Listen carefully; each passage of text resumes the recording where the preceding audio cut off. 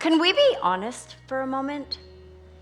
How many of you have answered the question, how are you, with, I'm fine? Not the good fine. I don't mean the mirror fine when you catch a reflection and think, okay, I'm fine. I'm talking about the other fine, the tired fine, the polite fine, the please don't ask me a follow-up question fine. The fine that really means I'm exhausted, I'm overwhelmed, I'm holding it together, but barely. And if you're married, you already know fine is an entire language. Don't believe me? Who's married in this room? Hands up. If my husband asks me, hey, are you okay? And I say, I'm fine. He knows he better find a pillow and another postal code for a couple of nights. Because we all know fine isn't an answer. It's a warning label. Here's what I've come to believe. Fine is the most socially acceptable way to stay stuck because no one rushes to help someone who says they're fine. Not your friends, not your family, not even you. Anyone here a fan of mini donuts? Well, for a brief, glorious season, my local Costco sold them. Walking into Costco while that machine was running, pure joy. At the time, I had a 4-year-old, a 2-year-old, and I was pregnant with my third son, so don't judge. Those donuts were survival. My boys were born expert negotiators. Mom, you get us mini donuts, we'll hold our pee till we get home. Deal. Mini donuts became our family's currency for avoiding public washrooms. Then one day we walk in, we take a deep breath, nothing. We head to the usual spot, empty.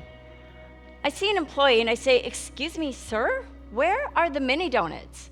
And he says, oh, we pulled those last week. We won't be offering them anymore. And just as I'm about to say, that's fine, my 4-year-old, perched in the cart like a tiny king, locks eyes with the man and says, well, that's beep. Yep, that F word dropped like a mic. My face went beet red. I'm about to explain that I definitely don't talk like that. He must have got it from his dad. But before I could say a word, the Costco guy fist pumps my son and says, you're right, little dude, it is. And in that moment, I got it. My son was right. It wasn't fine.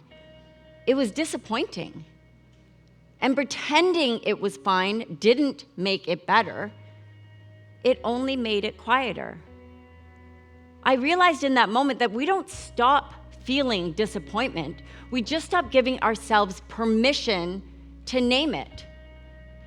We're taught very young to minimize truth, to swallow frustration. You're okay. Don't be silly.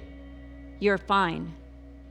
And then we grow up and we do the same thing in our lives. We say, I'm fine about jobs that drain us. I'm fine about schedules that suffocate us. I'm fine about relationships that no longer fit. And soon fine becomes a habit. And habits are sneaky. They don't ask for permission. They just slowly take over, turning your truth into a whisper. And the longer you whisper, the more you forget you ever had a voice. Most women don't feel stuck because they're lazy or unmotivated. They feel stuck because their lives have become comfortable enough to tolerate, while misaligned enough to slowly wear them down. Stagnancy doesn't look like failure, it looks like functioning. You're showing up, you're doing the things you're supposed to do, you're ticking the boxes. But somewhere along the way, you forgot to stop and ask yourself, is this really the life I want to be living? One morning, my son called me to his room in a panic. Mom, hurry! You know that tone, the one that makes your stomach drop? I ran to him. What's the matter? He pointed to his fishbowl. Through tears, he cried, he's gone. What? What do you mean he's gone? Fish can't just disappear. I bent down to show him the fish. But no fish. I checked the little ceramic castle. I gave the bowl a shake. Nothing. I frantically scanned the floor. Did he jump out? Can we still save him? And then I leaned in closer. That's when I saw it. Remnants, bones. The fish hadn't disappeared. The fish had died. And I had been so disconnected, so scheduled, so rushed, I didn't even notice. Day after day, I was running my mornings like a boot camp. Wake up, make the bed, feed the fish. Repeat, make the bed, feed the fish. Not once did I see the fish was slowing down. Not once did I see him swimming closer to the surface. I was so shocked by this, I actually Googled it later. Do you know how long it takes for a betta fish to decompose? I do. 7 to 10 days. For a week, I was going through the motions, standing in front of that bowl, feeding a dead fish. That is exactly what fine looks like. We're feeding things, jobs, relationships, routines that have been dead a long time. We go through the motions, but we're not really there. I had been living under the lie that hustle equals success, moving quick, but not present.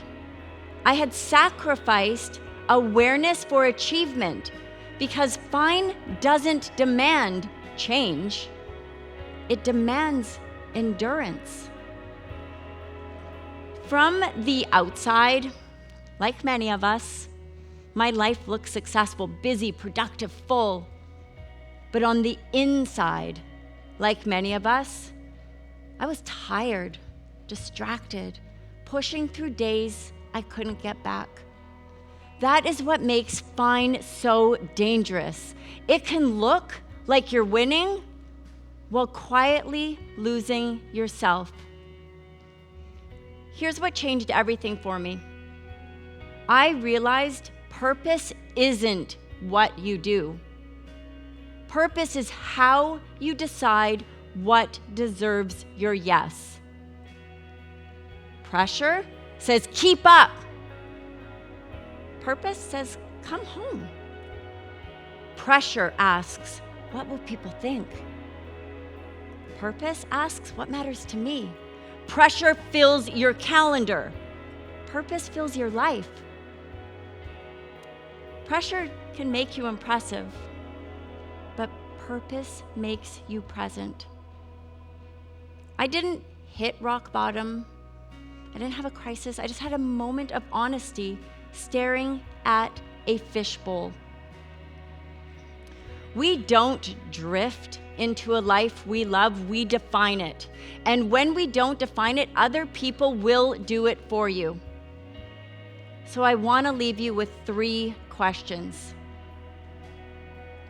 Where are you saying fine to a change you already know you need? What are you saying yes to out of expectation, not alignment? And if you could jump ahead 5 years and look back, what would you wish you'd been brave enough to change today? You don't need permission to want more. You don't need a crisis to change. And you don't have to have it all figured out to take the first step. You just need the courage to stop calling a life that no longer fits you fine. I think some of you already know what that word has been covering up. Because the moment you define your life by defining your purpose is the moment you stop settling and start living. Thank you.